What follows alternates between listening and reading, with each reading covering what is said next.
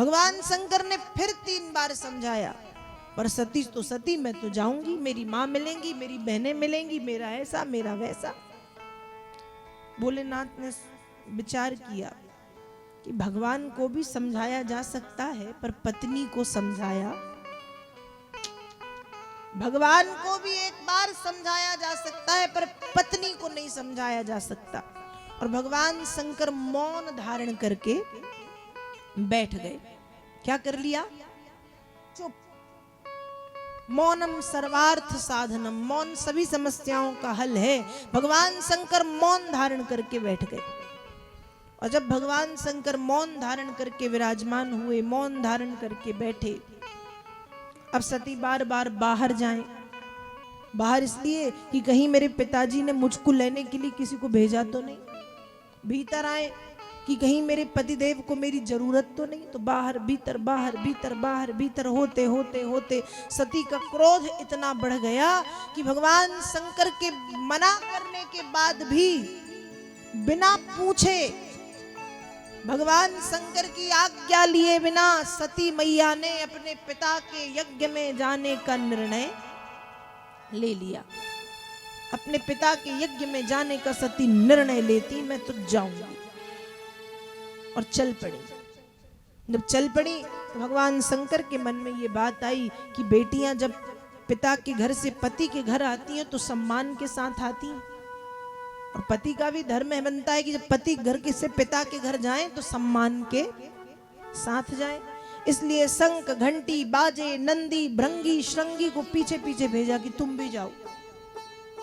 अब सती पहुंची पिता के यज्ञ में, गंगा के तट पे सबसे पहले पिता से मिली तो पिता ने बात नहीं की। आगे बढ़ी, बहनों से मिली तो बहनों ने व्यंग कर करके बातें की, व्यंग्यात्मक बहनों ने व्यंग किए।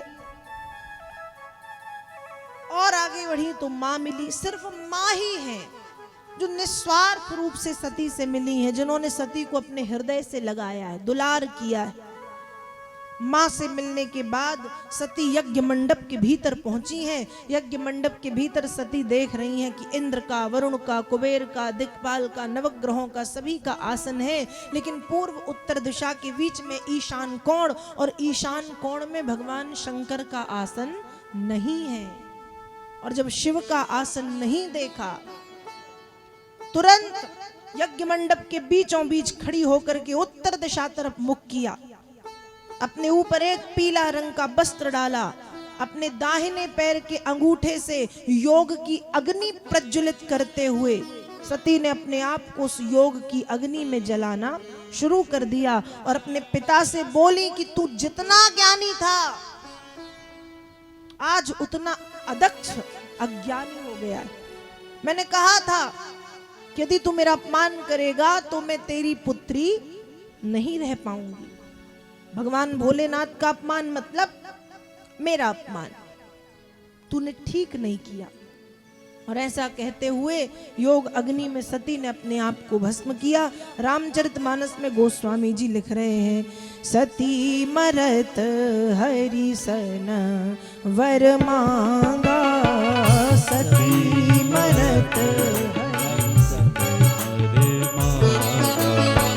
जन्म जन्म शिव पद अनुरागा, जन्म जन्म शिव पद अनुरागा।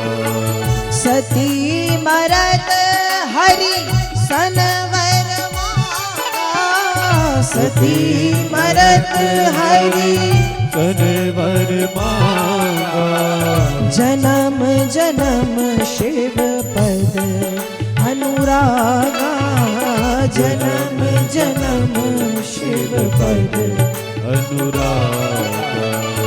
जन्म जन्म लगी रगर हमारी, जन्म जन्म लगी लगन हमारी, बरहूं शंभुनाथ रहूं कुंवारी, बरहूं शंभुवत रहूं कुंवारी।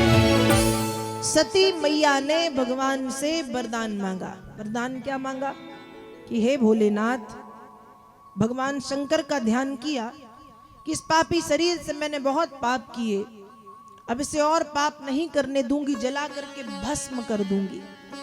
भ्रकुटी केंद्र में भगवान शंकर के चरणों का ध्यान करते हुए नारायण से वरदान मांग रही हैं कि हे श्री हरि नारायण, आप मुझे ये वरदान दीजिए कि जन्म जन्मांतरों तक मेरा प्रेम भगवान शंकर के चरणों में बना रहे। पहला वरदान।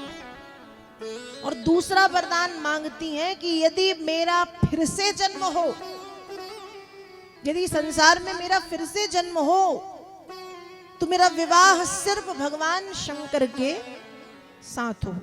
मैं सैकड़ों, हजारों, लाखों, करोड़ों वर्षों तक कुंवारी रही आऊंगी, पर विवाह करूंगी तो केवल और केवल भगवान शंकर से करूंगी।